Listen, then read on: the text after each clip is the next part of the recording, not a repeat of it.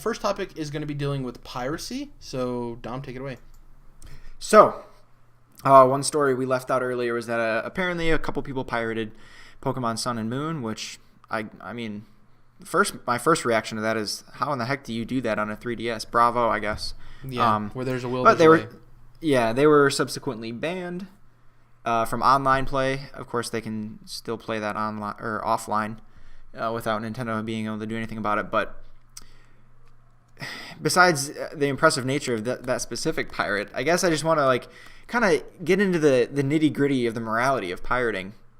So you brought up a stat that I believe it was 35% of PC gamers pirate games. Was that correct? Yeah, it's out of it was a survey that they did, the PC Gamer did, and out of 50,000 PC gamers, 35% of them pirate games. So. And because this is a voluntary survey, you have to assume that a lot of people weren't admitting that they've done it, in the past or recently, or just not admitting it at all, and they went and did it the next day. Yeah.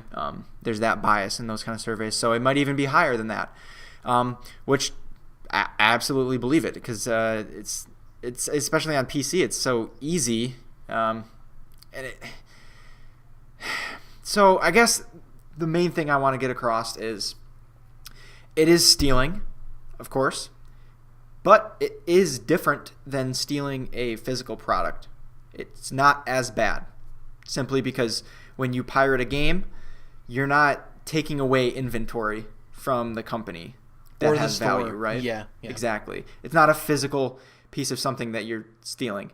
Now, I guess if it was if you stole a game, a disc, then yeah, you're stealing the physical cost of that disc, which is nothing, but the real thing you're stealing is the software. So it is different than stealing a physical thing that they miss in their inventory and that's gone. Whereas this doesn't hurt their bottom line in the same way. Now, still stealing, but I think there's a difference.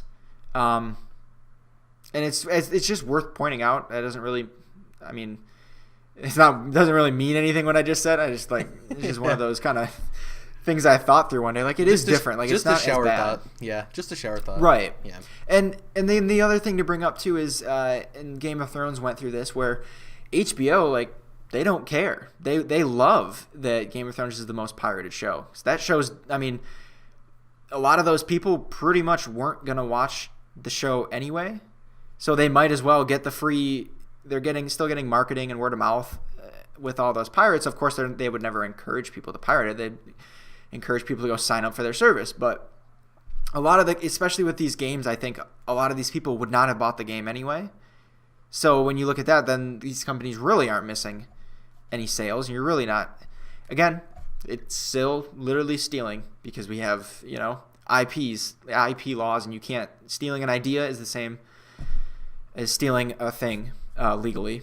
And then, of course, that's the third dimension, is there's pretty much no legal ramifications for doing this at all, which is why it's so prevalent. So just a couple thoughts that have run through my head before I just wanted to get out.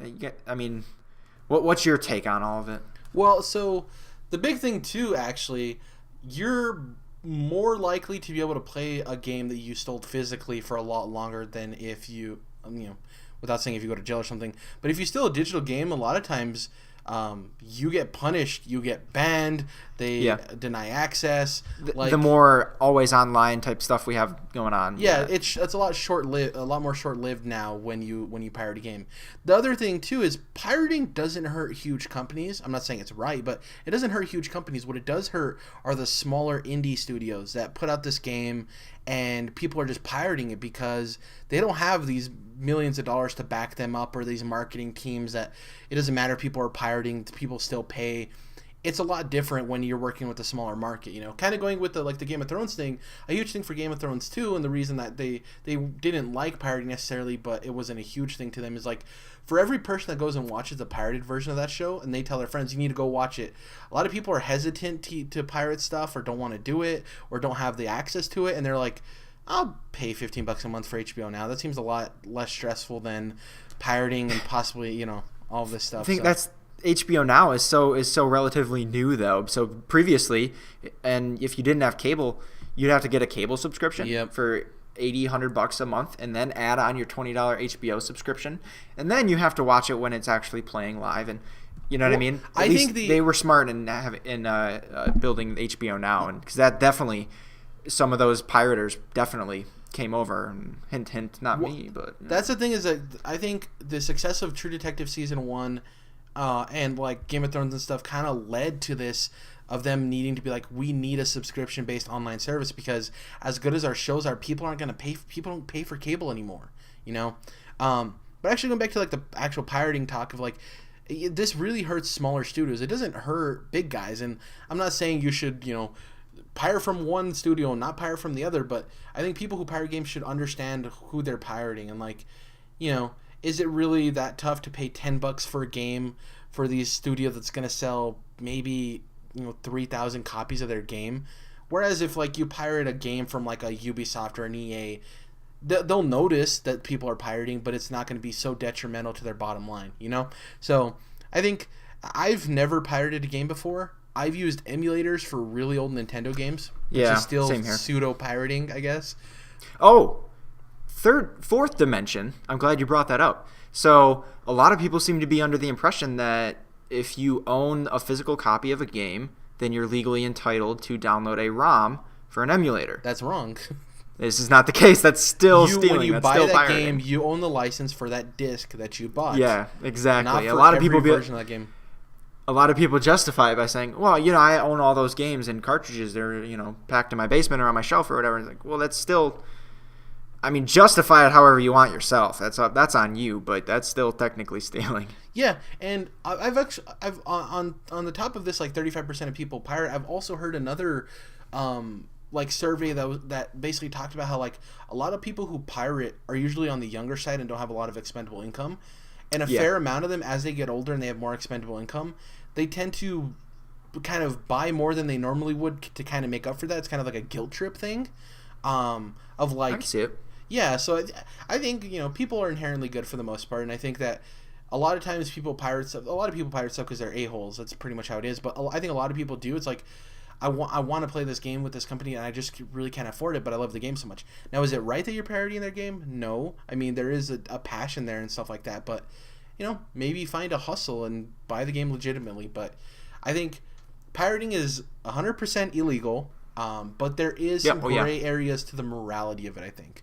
The act itself is 100% illegal, but the morality and the decision-making of doing it, I think there's a lot of gray area there, and it's very circumstantial. And I think, you know, whether you want to pirate something or not, it's your prerogative. Just before you do so, think about everything it'll affect. And if you're okay with that, then go ahead and do that. Obviously, that's hard for people. They're not thinking about anything except just pirating the game. But I think also people have to realize that a lot of emulators, I think every emulator is considered illegal too, and it's pirating. But just because you used to own an NES back in, you know, the early 90s and you don't anymore, and you bought that game once, doesn't mean you can just download it willy-nilly now and this counts. It's not how it works. Right. So, yeah, I've never pirated a game, and that's not me trying to get on a high horse. I didn't own a personal computer for the longest time, and the only thing I ever pirated was music, but I think everybody did that. I never went to the extent to pirate games, though. Just wasn't my thing. LimeWire? Yeah. Remember that jam? And then that thing destroyed your computer. Yeah, I never got around to. I've messed with emulators, but straight up pirating games, I never did that. Just wasn't my thing. Yeah, that's pretty much it. Do you have anything else to say about piracy? I thought it was a cool topic. It's something that I think a lot of people don't really think about when they think about video games and stuff. So. Yeah, and then because it used to be possible on consoles. I think PlayStation 1 and 2 you could. Ooh, yeah, it was somehow, really bad. Yeah, the way you put the disc in and it was really bad. Something bizarre where you could, you know, figure that out.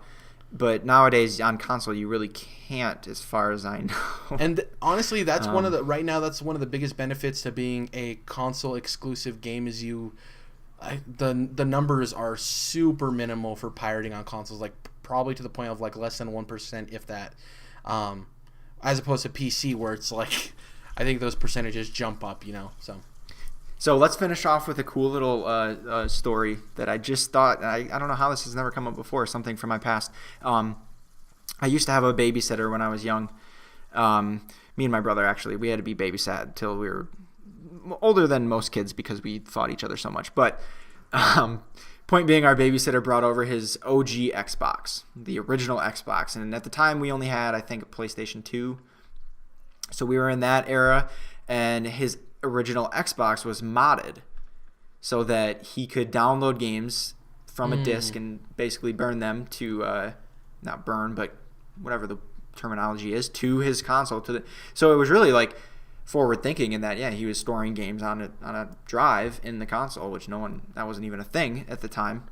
But the way he did that was by renting the games, burning them, and then returning it. So he was getting all these games for $3-4. And the caveat was he knew he could never plug his Xbox in online because they would have been able to see that and they would have shut his shit down apparently really quick.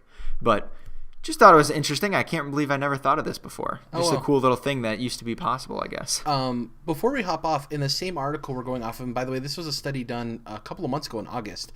This kind of goes into our point of the younger and not as much expendable income. Out of the survey, 33 out of the 50,000 PC gamers that pirated were between the ages of 11 and 25. Okay? The other statistic here, out of the 50,000 gamers,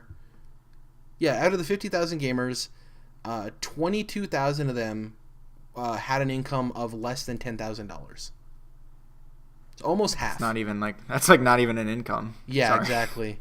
That's unfortunate, but that's the reality of the situation. And looking at this, the number one place for piracy out of the survey was the United States with 34%. And then the UK with 13%, and Canada, obviously all Western, because we have access to things a lot of other countries don't, so it's not surprising. I would think it would be one of those countries where the price of games are like hyper inflated. And yeah, true. Here's the last thing I want to leave this topic on. On a survey that they did in the same survey with the surveyception, they asked, do you think it's wrong to pirate games? What do you think the percentage is, Dom, of people that said yes, it's wrong to pirate games? I bet it's pretty high, 70%. 35%. I'll read you the rest. So reverse. 35% say yes, 20% say no, 21% say yes, but I do it anyway. They think it's wrong, but they do it anyway. So that's a yes to me then. And another 22% say it depends on who made the game. Oh man, favorite South Park episode of all time. Where they make fun of Britney Spears and the other celebrities who, Britney had to downgrade her private jet from a 6 to a 5 or whatever because so many people are pirating her music, and it was That's funny. Trying to just make fun of the idea of some of these people didn't need your money, but it's still stealing. So, but that goes to your point of it does hurt the smaller studios more than the big ones. So, alrighty, there's something there. Yeah, exactly.